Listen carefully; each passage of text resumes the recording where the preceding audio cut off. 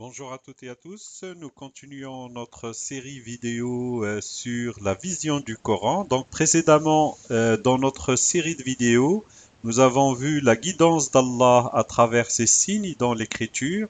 Donc nous avons vu qu'on avait un seul commandeur suprême qui nous demandait l'exclusivité de la ibada, l'exclusivité de conformer nos actions uniquement à lui à travers une guidance et que cette guidance, elle se trouve dans l'écriture à travers les signes que nous avons dans l'écriture.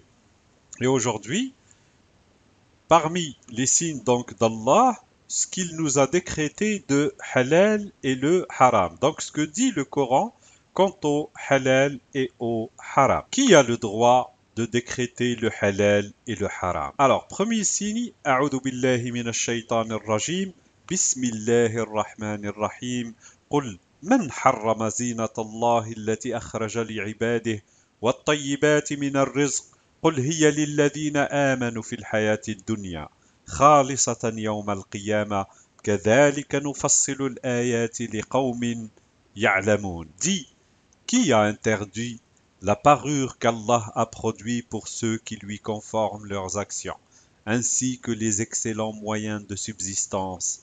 Dis, cela est pour ceux qui ont mis en œuvre le dépôt confié ou l'engagement dans la vie d'ici-bas, et d'autant plus au jour de la résurrection. C'est ainsi que nous explicitons les signes aux tenants qui savent. Dans ce signe, Allah dit, mais qui a rendu illicite, harrama, la parure d'Allah, c'est-à-dire les choses belles dans cette vie, qu'il a fait sortir à ses ibad, de la ibada, à ceux qui lui conforment ses actions. وَالطَّيِّبَاتِ مِنَ الرِّزْقِ et les bienfaits de la subsistance. Il dit à son dernier messager, dit, elle est pour ceux qui mettent en œuvre leur engagement avec les signes d'Allah dans cette vie. Et elle est exclusive pour eux le jour du jugement dernier. C'est-à-dire que dans cette vie, tout le monde peut profiter. Allah l'a destiné pour ceux qui mettent en œuvre leur engagement avec les signes d'Allah, pour qu'ils puissent œuvrer dans cette vie, pour qu'ils puissent agir, mais les autres peuvent en profiter, ceux qui sont dans la négation, ceux qui sont dans l'association, ceux qui sont ténèbres d'injustice, mais le jour du jugement dernier, elle sera exclusive, cette parure-là, ces bienfaits de subsistance seront exclusifs pour ceux qui auront mis en œuvre leur engagement avec les signes d'Allah.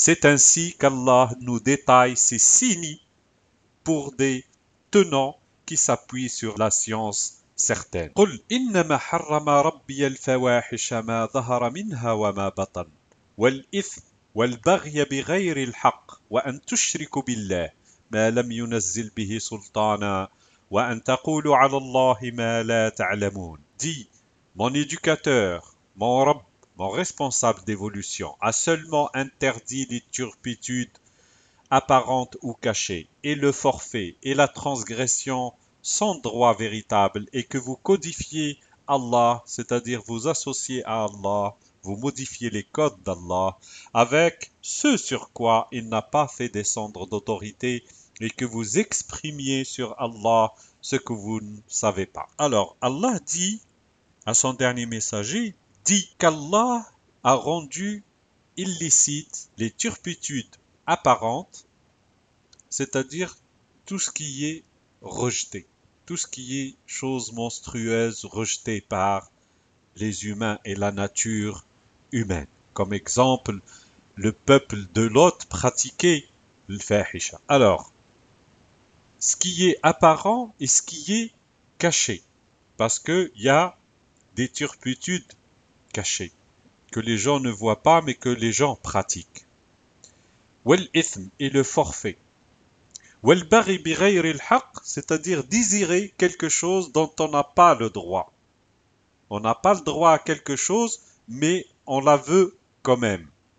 Allah a haram cela. Et que vous preniez des associés à Allah, ou que vous utilisiez des choses, un sultan, une autorité, pour associer quelque chose à Allah, alors qu'il ne l'a pas autorisé, comme nous avons vu le verset où Allah il dit à qui vous conformez vos actions en dehors de moi, ce n'est que des noms et des attributs que vous avez nommés vous et vos pères, qu'Allah n'a pas donné d'autorité.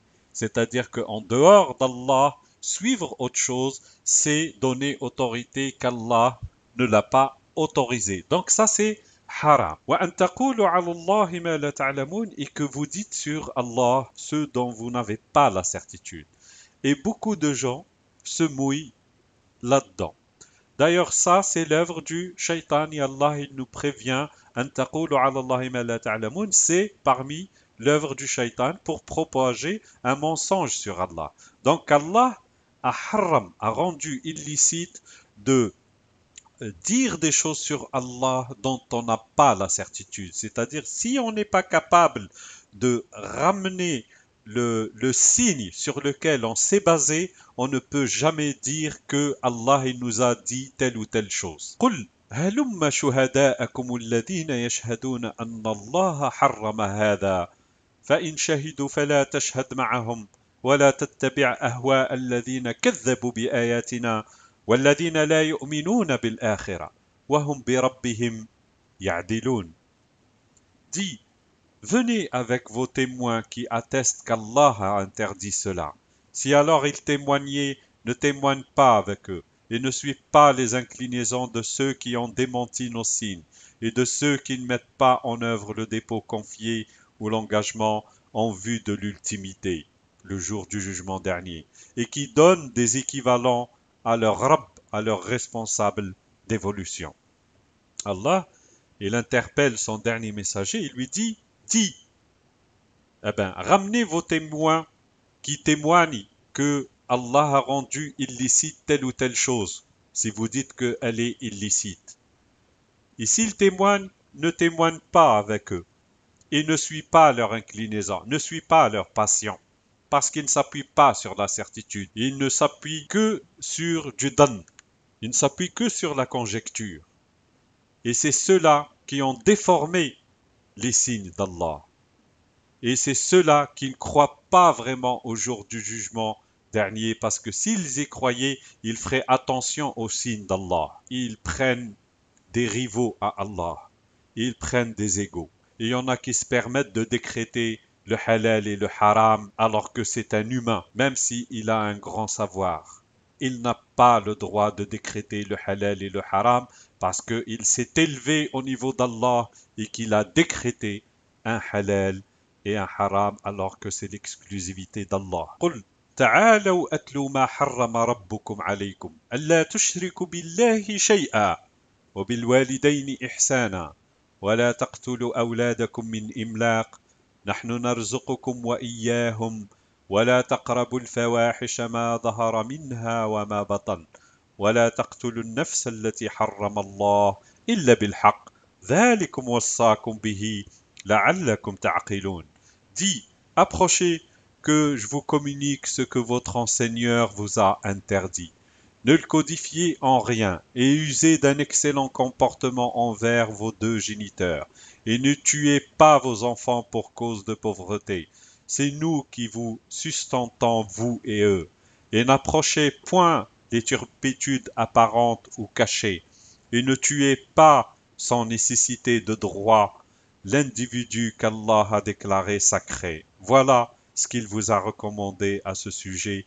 Puissiez-vous faire le lien. Donc il demande à son dernier messager de dire, venez, je vais vous dire ce que votre Rabb, ce que votre responsable d'évolution vous a rendu illicite. Ne lui associez rien, ne prenez pas des rivaux à Allah, quels que soient ces rivaux, avec excellence pour vos deux géniteurs, c'est-à-dire que celui qui ne pratique pas l'excellence avec ses géniteurs tombent dans le haram. Ne tuez pas vos enfants par cause de pauvreté, car c'est Allah qui sustente tout le monde. Et ne vous approchez pas des turpitudes, ce qui est apparent et ce qui est caché de ces turpitudes. Et ne vous tuez point, et ne tuez point l'âme qu'Allah a rendue sacrée, sauf avec haqq, c'est-à-dire justice, vérité, précision est réalité. C'est-à-dire qu'on n'a pas le droit de tuer une âme sans qu'il y ait une justice qui soit établie, qu'une vérité soit faite, que la précision soit apportée par rapport à ce qui a été fait par cette personne. C'est ce que Allah nous a recommandé afin que nous puissions faire le lien. قل أرأيتم ما أنزل الله لكم من رزق فجعلتم منه حراما وحلالا قل الله أذن لكم أم على الله تفترون. Dis, avez-vous vu que Allah a fait descendre certains moyens de subsistance pour vous, alors de ceci vous en avez fait de l'illicite et du licite? Dis, est-ce Allah qui vous l'a permis, ou bien forgez-vous n'importe quoi sur Allah? Dans ce signe, clairement, Allah il nous interpelle. Il nous dit, avez-vous vu ce que nous vous avons mis à disposition comme subsistance? Vous en avez fait ça halal et ça haram. Et beaucoup se mettent à dire ça c'est haram, ils trouvent des excuses. Ça c'est halal pour des excuses.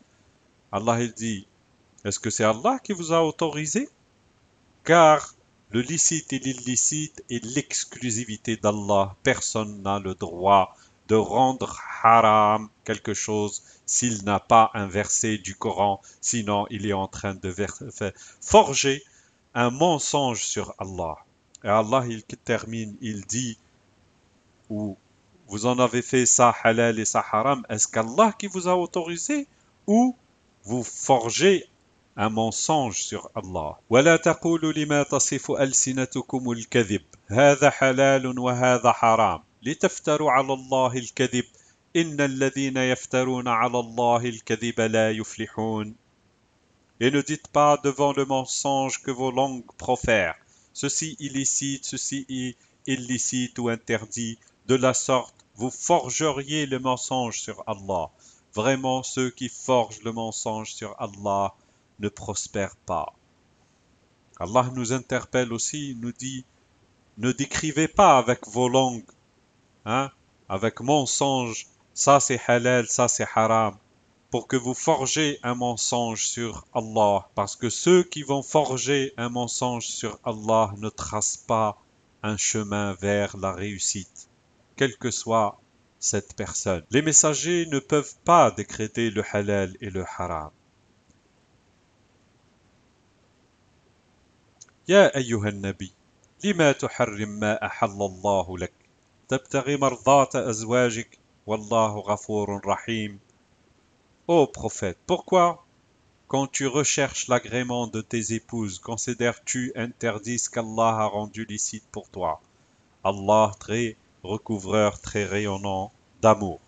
Allah, là, pour voir que même les messagers, même pour leur propre famille, ne peuvent pas décréter le halal et le haram, parce que c'est l'exclusivité d'Allah. Et dans ce signe, Allah interpelle son dernier messager. Il lui dit, ô prophète, pourquoi rends-tu illicite ce qu'Allah t'a rendu licite? Tu cherches à satisfaire tes épouses alors que Allah est pardonneur et miséricordieux? Donc par rapport à une histoire qui s'est passée, donc il l'interpelle pour lui dire, tu n'as pas le droit de rendre illicite quelque chose que je t'ai rendu licite. للذين استجابوا لربهم الحسنى والذين لم يستجيبوا له لو لهم ما في الأرض جميعا ومثله معه لافتدوا به أولئك لهم سوء الحساب ومأواهم جهنم وبئس المهاد. L'excellence est pour ceux qui se sont disposés à répondre favorablement à leurs responsables d'évolution. Et ceux qui ne se sont pas disposés à répondre favorablement, même s'ils possédaient tout ce que contient la terre et encore autant, ils l'offriraient en rançon. Pour cela, le dommage de la reddition de compte et la géhenne pour leur refuge. Ah, quel mauvais lieu qu'ils préparent. Allah nous dit, ceux qui vont répondre favorablement à ces signes-là qu'on vient de voir, et qu'ils comprennent qu'ils n'ont pas le droit de décréter le halal et le haram, mis à part ce que j'ai décrété moi-même.